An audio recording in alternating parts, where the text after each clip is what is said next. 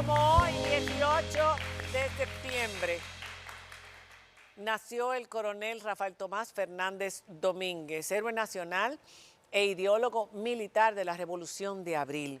Y el 19 de mayo de 1965, a solo 4 días de su retorno del exilio forzoso, muere a los 30 años de edad, asesinado por las tropas norteamericanas cuando iba rumbo al Palacio Nacional. Dejó una viuda valiente e histórica, doña Arlet Fernández, y 5 hijos que crecieron sin su padre. En el día de ayer, el Ayuntamiento de Santo Domingo Este le hizo un homenaje en la avenida que lleva su nombre, en la plaza que será el Paseo de la Historia. Vamos a ver esto que hicimos y felicitar, por supuesto, a Manuel Jiménez, a la vicealcaldesa y a todo el equipo que trabajó en la organización de este homenaje, donde estuvieron las Fuerzas Armadas, la Armada, donde estuvieron representados los constitucionalistas y todas las personas que siguen honrando la historia. Veamos. Soldado del pueblo, Rafael Tomás, con su muchacha de acero, eso y mucho más. Amor y fuego a la vez, dos amantes y una eternidad. Amor y fuego a la vez, dos amantes y una eternidad. Amor y fuego a la vez, dos amantes y una eternidad.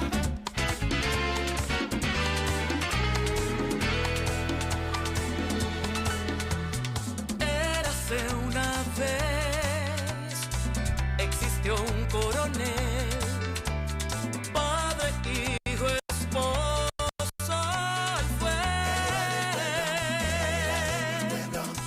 joven soñador, el deber lo llamó y al sufragar sus deudas una bala lo alcanzó. No escogiste la guerra ni liderar la revolución. Soldado de mi corazón, te dejaste ayer, sola siempre estoy. Adiós. Hermoso. La verdad que fue hermoso. Y con nosotros hoy, 2 de sus hijos, Ludovino e Ingrid Fernández. Bienvenidos. Gracias por estar con nosotros. Gracias a ti. La verdad es que yo no me imagino estar en los zapatos de los hijos de un héroe nacional, que ustedes dejaron de ver siendo muy pequeñitos. Ahí está Ingrid con los ojos hechos mar de lágrimas. Es que es difícil para nosotros hablar y escuchar sin emocionarse. Todo lo que sacrificó el coronel, incluyendo, y quizás lo más importante, su familia. Y mi pregunta es, cuando ustedes reciben un homenaje de este tipo, se sienten orgullosos, me imagino, pero alguna vez se preguntaron por qué papá tuvo que hacer esto. Y si ustedes recuerdan algo de papá. Yo estaba muy pequeña, yo no recuerdo absolutamente nada. Yo sí te puedo hablar de mami, de toda la historia, todo lo que ella vivió, todo lo que nosotras... ¿Pero alguna vez te preguntaste eso? ¿Por qué papá tuvo que entregar su vida y mira lo que ha pasado y después? No, para nada, porque mami siempre nos hablaba de mi papá con una certeza de que lo que él había hecho era lo que correcto. Y para nosotros eso fue como decirnos que, o sea, sentir ese orgullo es un legado tan maravilloso que tú no, o sea, al contrario, tú dices, pero es que yo hubiera querido conocerlo. Un hombre así, me hubiera encantado Cualquiera. conocerlo, porque es algo increíble. O sea, tú te pones a ver, no fue yo creo que un sacrificio que él hizo. O sea, él estaba convencido. Era exacto, era su propósito de vida. Exacto. De vida militar y de vida personal. Ludovino, ¿tú lo recuerdas? Muy poco, imágenes. Yo tenía 6 años cuando él murió. Y siendo un militar y viviendo unos momentos, unos tiempos tan convulsos, no estaba tanto en casa. Sin embargo, los fines de semana sí nos los dedicaba mucho. Por ejemplo, a mí me enseñó la idea del camping, Los fines de semana nos llevaba o a un río o a una playa y compartía mucho con nosotros. Pero yo no te puedo decir, recuerdo su risa, que era estridente, tenía un gran sentido del humor, pero recuerdo solo imágenes. Pero era muy joven y según lo que se ha rescatado en la historia, los propios testimonios de la madre de ustedes, que se nos fue hace 3 años, una persona que yo quería muchísimo, que es una mujer bastante fuerte, doña Arlette. Valiente. Reveló algunas de las cartas, incluso hay una carta emblemática de ese mayo del 65, donde él se despide de ella y le ratifica su compromiso. Le dice, yo te he dicho a ti ya que hay personas que tienen su destino y el mío es morir por la patria. O sea, él tenía la decisión, con apenas 30 años, de entregar su vida a la constitucionalidad y a la institucionalidad democrática de su país. Y por eso se forjó no solamente en el campo de la milicia, sino también con esa cercanía con el profesor Juan Bosch, luego de una dictadura. Eran momentos muy difíciles, ustedes estaban muy pequeños. Pero cuando hubo esa interrupción en ese proceso, ¿cómo fue la vida de ustedes a partir de esa tragedia y de la tragedia personal, pero también de lo que se está viviendo en República Dominicana socialmente? Porque crecieron en esa etapa. Mi madre fue una mujer tan extraordinaria que yo nunca vi tristeza en mi casa. Nunca. Wow. Nosotros tuvimos una niñez feliz, entre familia, mucho apoyo familiar. Mi tío Martín, tío Mario, tía Alma, mis abuelos, César, Marta. O sea, era una familia Los muy arroparon. unida. ¿Perdón? Los arroparon a todos Sí, ustedes. sí, nos dieron mucho apoyo. De hecho, por muchísimos años vivíamos 2 y 3 familias en la misma casa. O sea, tuvimos muchos padres y muchas madres. O sea, nosotros nos sentimos. Qué maravilla. Y para que tú veas, mami, fue una mujer que vivió muchas situaciones difíciles. Sí, claro. Y 5 nosotros hijos. nunca, o sea, mami, en mi casa la ametrallaron. Mami con 5 niños Más de chiquitos. una vez. Fuimos allanados. Y mami, nunca vimos una actitud ni de miedo, ni Nunca ni con tuvieron lágrimas en temor. los ojos. Ustedes no se recuerdan con temor. Para con nada. Él- Una seguridad. Que, Él le dejó dicho a ella, yo no dejo nada, si me pasa algo, te toca a ti. Criar a mis hijos, a nuestros hijos, en los mismos valores que nosotros hemos defendido. Nosotros no dejamos, yo no les dejo nada, sé que vas a pasar trabajo. O sea, él estaba dispuesto a todo por la patria. Por eso quiero que hagamos un poquito de énfasis en él. Porque yo hice una encuesta hoy y he ido preguntando en todos estos días. Y hay mucha gente que desconoce. Hablan de Camaño, hablan de muchos otros héroes, pero no hablan de Rafael Tomás Fernández Domínguez. Rafael Fernández Domínguez, a él no le gustaba el nombre Tomás, tengo entendido. Esos 5 hijos, bien, dejó ese legado. Uno de ellos ya no está, son 4.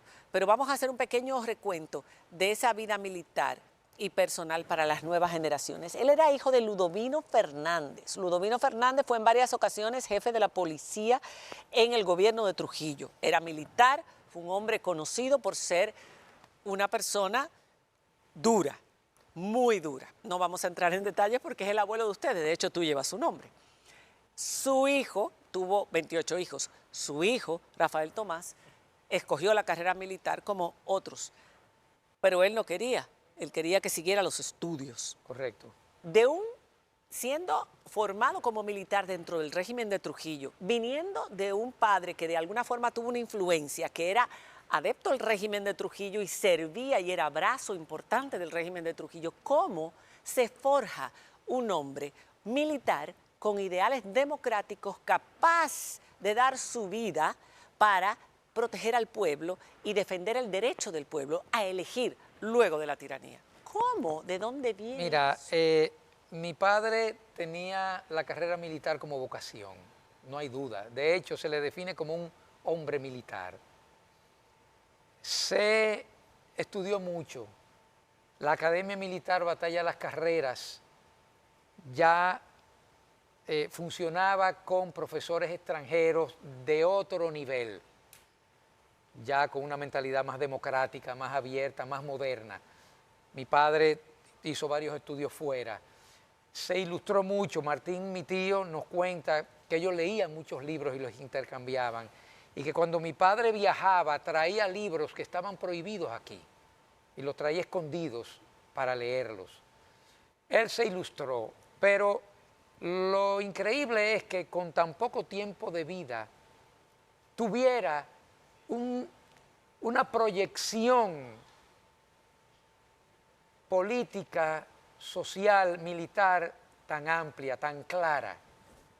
Para mí y para muchos otros fue un iluminado. Totalmente, y fue una persona que se vinculó precisamente con la honorabilidad, con hacer una carrera militar hasta cierto punto inmaculada, hizo un compromiso democrático siendo hijo de una persona muy connotada que pertenecía al régimen, precisamente que en ese momento era manejado por Trujillo. Y algo muy importante, yo creo que el profesor Juan Bosch siempre relataba algunas de las conversaciones que sostenía con él y los acercamientos primeros que tuvo, precisamente donde el mismo coronel Fernández Domínguez se le acercó primero al profesor Juan Bosch para ponerse a la disposición de que iba a ser el presidente y luego para decirle que había un golpe militar que se estaba gestando, pero que él ya estaba trabajando para enfrentar ese golpe militar con 12 militares más, pero que lo iban a hacer posible. Eso era parte de lo soñador que era Pero dentro de ese mismo camino. Del 63, desde el mismo 62, cuando Echevarría, jefe de las Fuerzas Armadas, cogió preso a la Junta y puso la Junta Cívico-Militar, cogió preso al grupo que estaba gobernando después, al Consejo de Estado, después Sí. de él. Lo arrestó y volvió a ponerlos y puso a Bonelli para organizar las elecciones donde ganó Juan Bosch. Sí, pero ojo, Con 27 añitos. Con tú 27 dijiste años. la palabra soñador.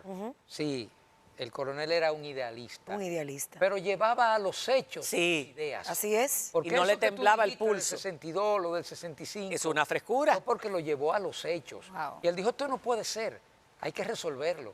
Y déjame decirte, en el 62, la liberación del Consejo de Estado, para mí fue una de las acciones más importantes de todo ese tiempo. Claro. Porque si no, hoy yo no sé dónde estuviéramos. Exactamente. Si él no hace eso ese día.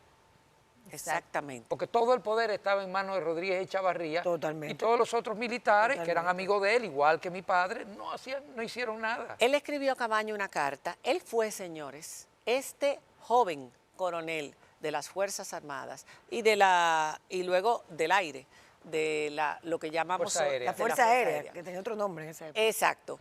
Ese joven militar fue que le dijo a Camaño, lo invitó a que se uniera para recuperar Él fue. el gobierno electo constitucionalmente de Juan Bosch. Y le dijo, tengo los militares, pero él dijo una frase ahí que a mí me impresionó. O sea, le dijo, si tú quieres, porque eran compadres, amigos de toda la vida, únete. Si no, pues te uniremos después, cuando todo triunfe. llamaremos Pero a colaborar. Te llamaremos. Él fue el te gestor del llamaremos. movimiento Pero él dijo constitucional, el algo. líder. Seremos el primer país de América que le devuelva al pueblo, que los militares le devuelvan al pueblo lo que los militares le quitaron, porque fueron sus compañeros militares que le dieron el golpe de Estado a Juan Bosch. O sea, eso fue extraordinario. ¿Por qué ustedes creen que su padre ha sido reconocido y ha sido enseñado a las diferentes generaciones en toda su extensión y en toda su importancia como líder de ese movimiento constitucionalista dentro de la milicia? O sea, del ideador, del gestor. No, eso comenzó después. En los 12 años de Balaguer no se hablaba de eso, era Claro que no. prohibido. Después, poco a poco y cada vez más. Yo creo que faltan todavía años para que esa historia se escriba y se cuente con claridad.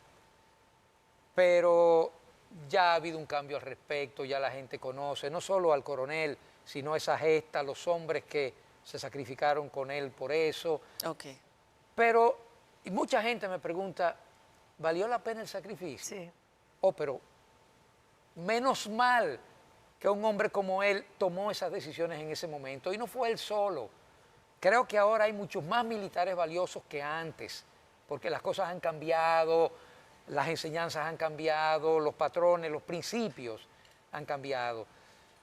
Pero el coronel, dicen que se adelantó a su tiempo, tal vez, pero menos mal, Qué bueno. porque si no, imagínate, éramos todavía trujillistas en ese instante, todos los Totalmente. militares. Y la que habían milicia aquí. más que nada. O sea, Y no se rindió. Ok. Lo mandaron fuera del país y desde allá siguió como agregado Exactamente. militar para que no lo sacaran de la milicia y poder seguir luchando desde adentro. Exacto. Lo exiliaron, se exilió, fue un exilio Agregado forzoso. militar, sí, bueno, en España y Después, Chile. sí, después del derrocamiento del gobierno y estaba loco por volver porque incitó este movimiento revolucionario que se dio antes de que él pudiera volver.